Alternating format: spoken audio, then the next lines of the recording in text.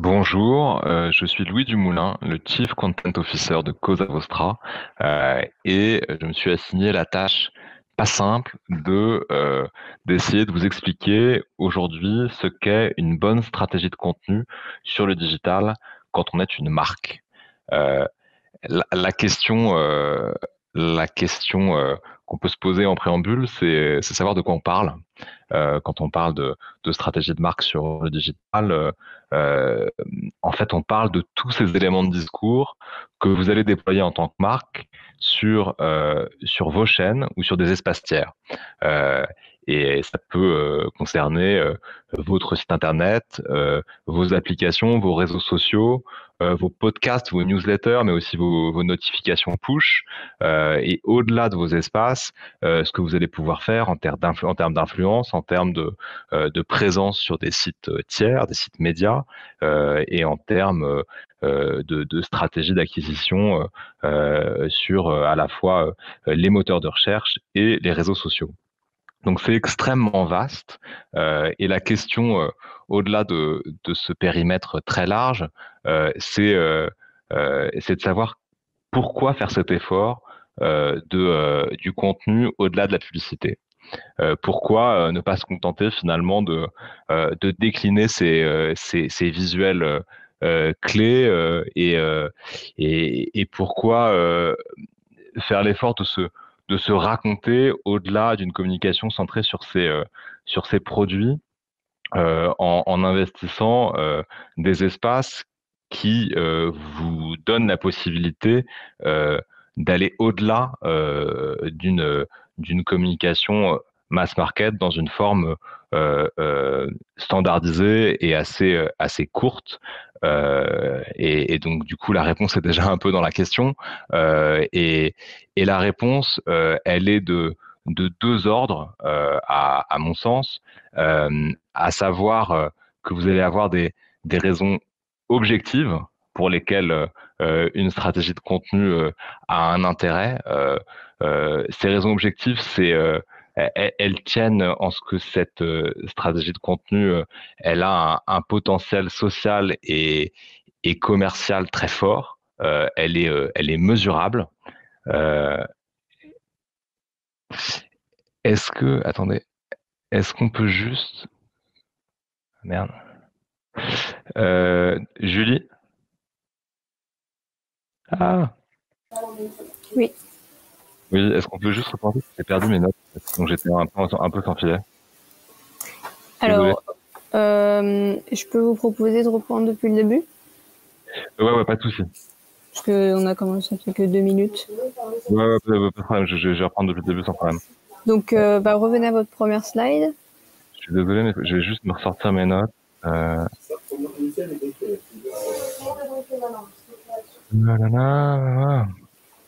Alors attendez. Ah putain, c'est chiant ça. Avec ces écrans qui disparaissent.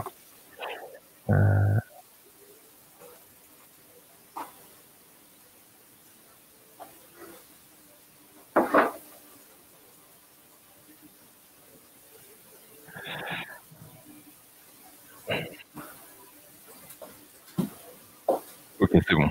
C'est bon? Ouais, je pense que je vais le mettre sur un. Bon, attends, je vais le faire.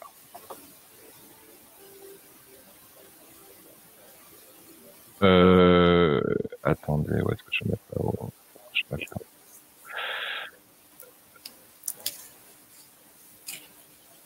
Ah merde, du coup j'ai perdu. Mon code ouvert est ouvert. Trop de sollicitations.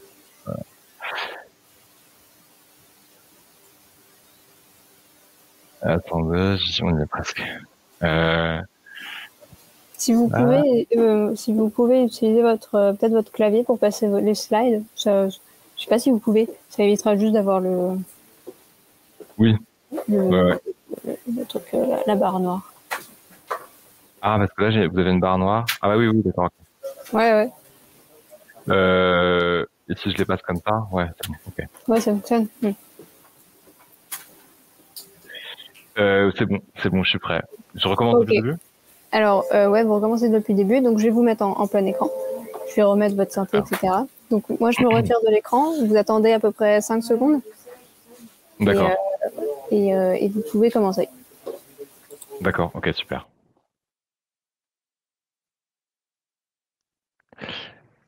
Bonjour, je m'appelle Louis Dumoulin, je suis le Chief Content Officer de Cosa Vostra. Ça veut dire que je m'occupe de tout ce qu'on peut faire dans notre agence en termes de contenu et de stratégie marketing. Et je me suis assigné la tâche pas si simple d'essayer de vous expliquer aujourd'hui ce que c'est qu'une bonne stratégie de contenu sur le digital. Avec une première question évidente, c'est de savoir de quoi on parle. C'est pas si simple parce que le périmètre est large et en fait quand on parle de stratégie de marque sur le digital, on parle de tous ces éléments de discours que vous allez déployer sur vos chaînes ou sur des espaces tiers. Ça veut dire votre site internet, vos applications, vos réseaux sociaux, vos podcasts, vos newsletters, vos notifications push, et au-delà, ce que vous allez pouvoir faire en termes d'influence ou en termes de présence sur des sites médias tiers, et puis évidemment tout le contenu qui va alimenter vos stratégies d'acquisition. Euh, Maintenant, quand on a dit ça, quel est l'intérêt pour vous de faire l'effort du contenu au-delà de la publicité? Et la question derrière ça, c'est pourquoi finalement se raconter? Est-ce qu'on pourrait pas se contenter de décliner les key visuals produits de sa com globale, ou se limiter à une com produit ou créer son service en mode des guérilla façon test and learn permanent sans avoir de réflexion sur la stratégie éditoriale et sur l'histoire qu'on raconte. Pourquoi finalement faire l'effort de construire un discours de marque riche sur le digital? Euh, la réponse, elle tient en deux points, à mon sens. Euh, le premier élément de réponse, c'est de regarder les raisons objectives qui sous-tendent l'intérêt d'une stratégie éditoriale. Ce qui fait d'ailleurs qu'aujourd'hui, vous avez des Chief Content Officers, c'est qu'il y a, il y a un ROI et il y a un vrai intérêt pour vos business à avoir et à déployer des stratégies éditoriales euh, pour bénéficier et pour tirer profit du potentiel social et du potentiel commercial du digital. Ce potentiel social, il est évident parce que le terme social renvoie évidemment aux réseaux sociaux et l'idée c'est de pouvoir intégrer les conversations et de faire grandir votre part de voix et votre part de voix sociale avec l'avantage évident par rapport à des dispositifs euh, euh, télé ou print, de pouvoir le mesurer de manière extrêmement précise et de suivre son évolution. Ensuite, le deuxième avantage, c'est évidemment aussi la mesure que vous pouvez avoir dans ce que vous allez déployer comme strate de contenu à des fins d'e-commerce, mais pas seulement, parce que vous pouvez suivre d'autres KPI en termes d'engagement et de notoriété notamment. Et, et sur tous ces objectifs, vous allez pouvoir suivre votre retour sur investissement, votre ROS aussi, le retour sur le média dépensé. Et de ce point de vue-là, le digital a à la fois l'avantage du coût et de la mesure. Voilà, les, les ROI et les ROS sont dans l'ensemble sur la plupart des secteurs bien plus favorables et évidemment plus mesurables. Mais au-delà de ces raisons objectives, il y a un deuxième ordre de raisons que j'ai appelé discursives. Euh, et, et ces des raisons discursives, elles tiennent au fait que sur le digital, vous allez pouvoir tirer profit d'un potentiel narratif en fait, euh, parce que vous avez sur Internet, souvent cette idée que Internet est l'espace du déficit de l'attention. Mais c'est aussi pour les marques, par rapport aux autres canaux sur lesquels elles peuvent communiquer, celui du temps long. C'est celui des podcasts, c'est celui des dispositifs médias riches. Et donc c'est celui d'un discours qu'on peut déployer dans sa complexité avec quand on parle de podcast notamment, et on en connaît quelque chose chez Codawastra parce que c'est une de nos spécialités, un brand recall inégalé, qui est plus 4 fois supérieur aux autres dispositifs médias. Et puis, puis au-delà de ces raisons qui restent des raisons objectives, finalement, l'intérêt de se raconter, c'est que quand on se raconte, on se dévoile. On se dévoile au sens où on donne une part de soi, on regarde à l'intérieur de soi, et quand on fait ça, bah, souvent on, on essaie de comprendre ce qui nous anime, on essaie d'aller voir la raison d'être enfouie derrière les produits et les services que l'on vend. Et ça a une valeur, ça a aussi une valeur euh, pour sa marque employeur, ça a une valeur pour soi, pour ses équipes, c'est fédérateur. Et quand on peut faire en sorte que ce travail ait une valeur pour soi et qu'en plus il nous permette de créer des connexions authentiques et fortes avec son audience, je pense qu'on peut gagner sur les deux tableaux. Euh, Maintenant que je vous ai dit ça, comment on fait?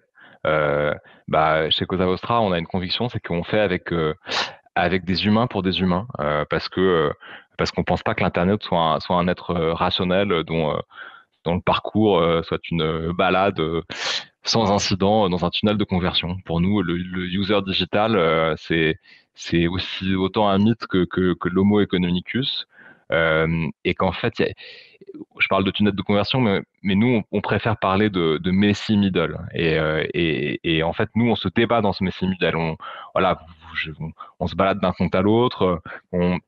Voilà, on va cliquer sur un post Instagram, ouvrir un nouvel onglet pour faire une recherche Wikipédia, tout en écoutant un podcast qui me donne envie de chercher un artiste sur Spotify dont la chanson évoquera la marque dont on regardait le compte tout à l'heure. Et puis on se dit, et si je googlais le vêtement dont il parle pour savoir combien il coûte, attends, je vais aller voir sur Azos, hein, génial, j'achète. Voilà, je vous ai décrit un parcours bordélique typique de ce qu'on peut connaître quand on est sur Internet. C'est beaucoup moins clean que les tunnels de conversion qu'on présente souvent en essayant de rationaliser les choses à outrance. Et du coup, nous, notre sentiment, c'est que pour faire émerger vos marques dans ce messy middle, il vous faut à la fois des gros hackers. Growth hackers, le terme est un peu galvaudé, mais l'idée, c'est d'avoir des marketeurs malins qui comprennent la part rationnelle et la part irrationnelle des consommateurs pour aller les chercher avec des recettes pas toujours standardisées. Et donc, nous, on vous propose des gros hackers où on se dit qu'il vous faut des gros hackers et des poètes. Il vous faut des gens qui soient capables de parler euh, à la sensibilité de vos cibles, et des gens qui puissent créer des connexions émotionnelles avec eux, et puis des gros hackers qui peuvent se mettre en place des modèles derrière pour scaler ces connexions et aller les créer avec des audiences avec lesquelles vous êtes en affinité. Euh, voilà, maintenant, qu'est-ce que ça veut dire en termes de méthode? Comment on bâtit une bonne stratégie de marque? C'est assez simple. On part des fondations. On se demande ce que c'est que votre marque, ce que c'est que sa mission, ses valeurs, ses cibles. On essaie de traduire votre identité en termes éditoriaux. On essaye de le faire sans chercher à lisser vos contradictions.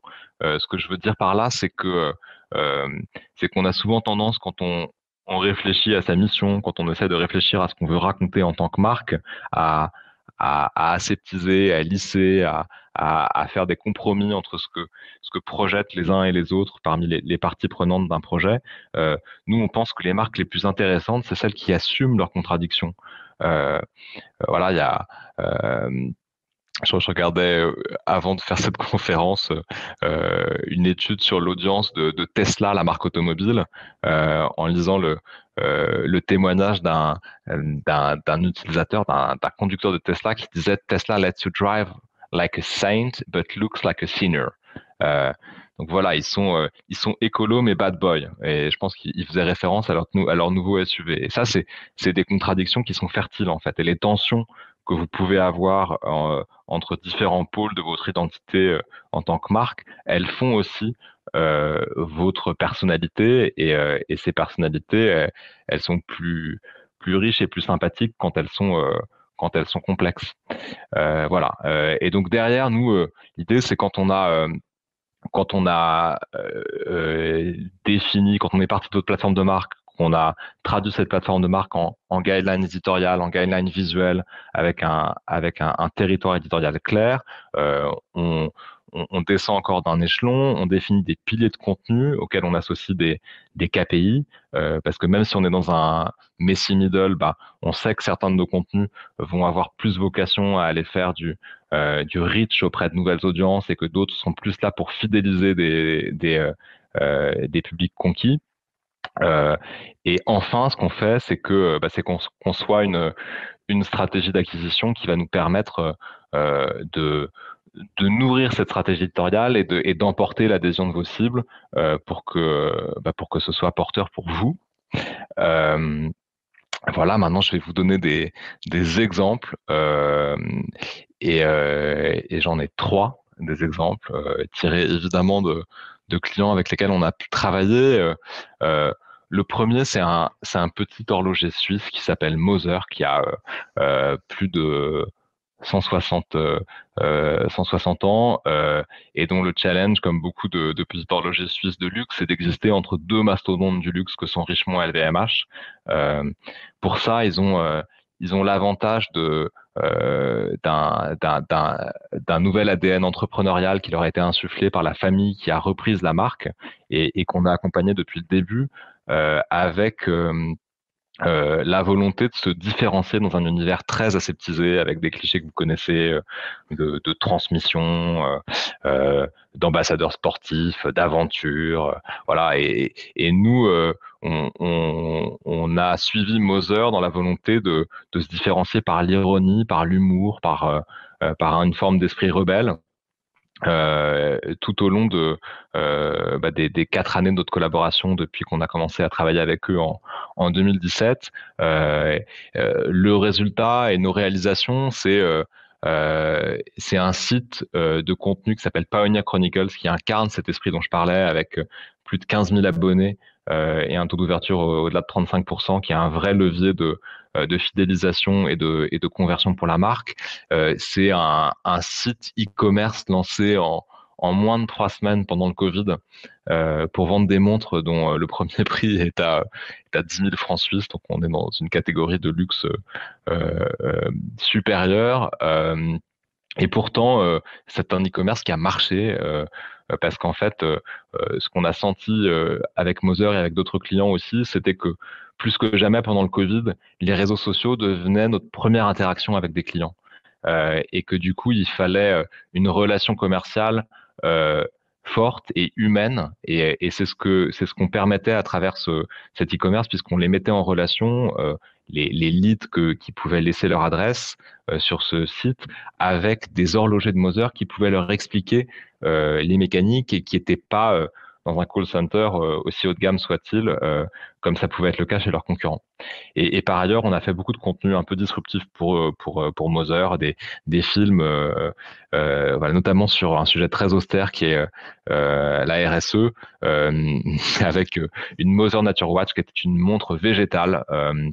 Et cette montre végétale, elle leur a permis de se hisser pour la 2e année de suite sur le podium des marques les plus citées lors du SIHH, qui est la foire de montres la plus courue tous les ans à Genève. Et donc voilà, ils ont damé le pion à la plupart des grandes marques et on était très fiers de les avoir accompagnés là-dessus. Vous avez un lien, je crois, vers une case studies dans la slide précédente. Le deuxième sujet, et je vais un peu trop vite, c'est Tétu, que nous avons accompagné à Cosa Vostra depuis longtemps, puisque on a accompagné l'équipe de Tétu et Albin Servian dans la reprise du magazine et donc de la conception du nouveau site de Tétu et de sa stratégie d'abonnés jusqu'à cette Pride dont je vais vous parler maintenant. Parce qu'effectivement, le challenge en juin dernier, c'était de pouvoir organiser une Pride pour Tétu, alors que c'était impossible d'exprimer sa fierté quand on était LGBT dans la rue, parce qu'on était tous confinés.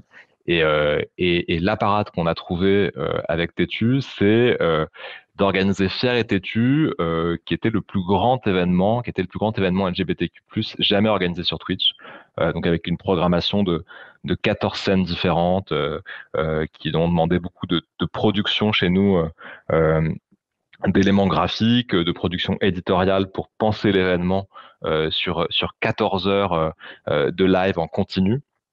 Avec au final plus d'1,5 million de participants, un hack désamorcé depuis, enfin de la part de la communauté un peu facho de jeuxvideo.com. On était heureux d'avoir fermé la porte à temps à ces mauvais coucheurs. Et voilà, donc un très très bel événement qui illustre aussi ce qu'on peut faire en termes de stream, qui est une nouvelle activité qui aujourd'hui évidemment se développe avec le Covid, puisqu'on a aussi fait la fête de l'UMA récemment en stream, avec toute une stratégie qui permet à ces événements de vivre en amont et en aval, avec évidemment beaucoup de promotion en amont pour faire de ces événements un succès, et puis en aval pour pouvoir réutiliser tout ce qu'on a pu produire et montrer lors du live, et une grande dimension aussi de community management. Et techniquement, je parle de Twitch, donc qui est cette plateforme de jeux vidéo en ligne. Mais Twitch, pour nous, était un véhicule parce que le live principal était sur Twitch, mais il était restreamé sur tous les réseaux sociaux de Tétu.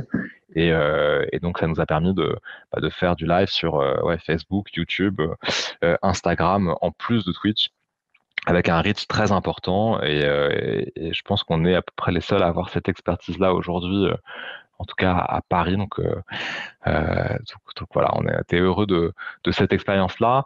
Maintenant, une dernière case study sur un genre très différent, mais pour illustrer la variété de ce qu'on fait, et aussi pour vous montrer ce que ça peut vouloir dire de prendre le risque de se raconter au-delà de la communication produit, comme je pouvais le dire un peu plus tôt.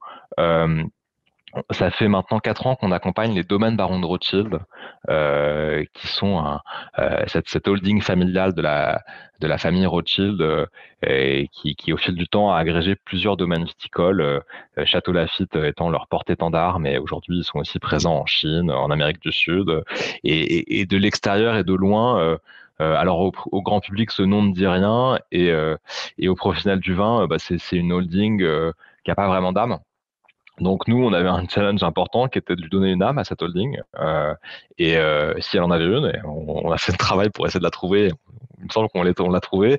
Et c'était aussi de renouer le contact entre ce qui pouvait être perçu comme un vin de, de vieux, un vin de vieux bourgeois, pour être encore plus précis. Voilà, ces grands crus bordelais, et des millennials qui buvaient, ou des millennials, ou des gens, ou des publics plus jeunes qui étaient plus attirés par des vins nature, par d'autres types de consommation.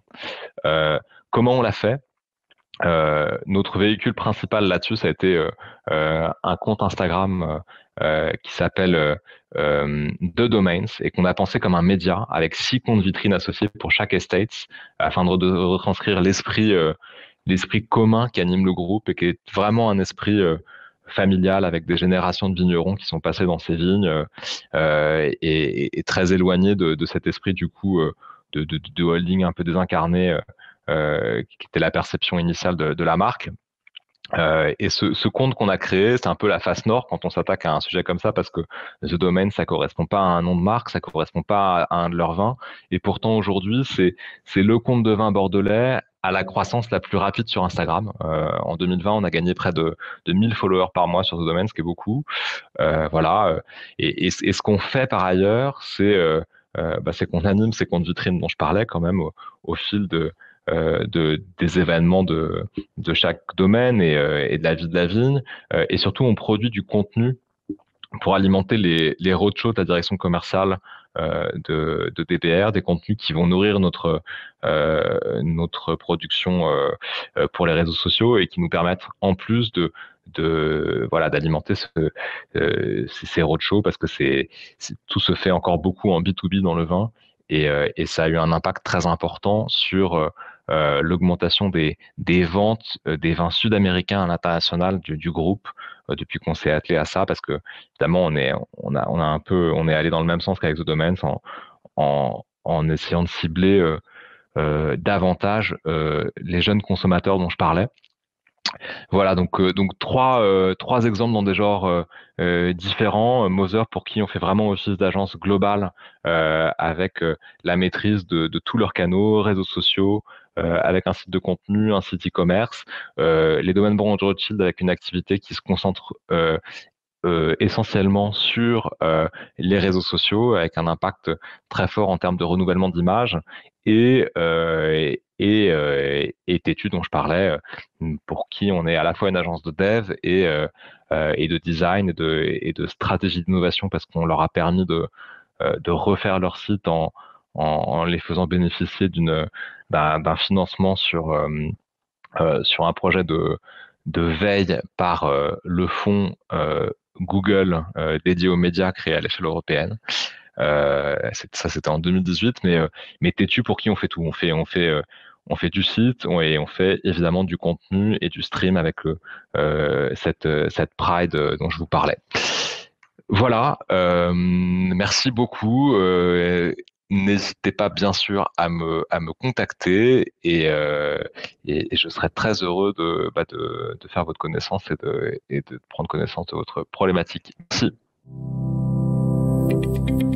All for Content 100% digital, une production Dot Events et Broadcast Associés.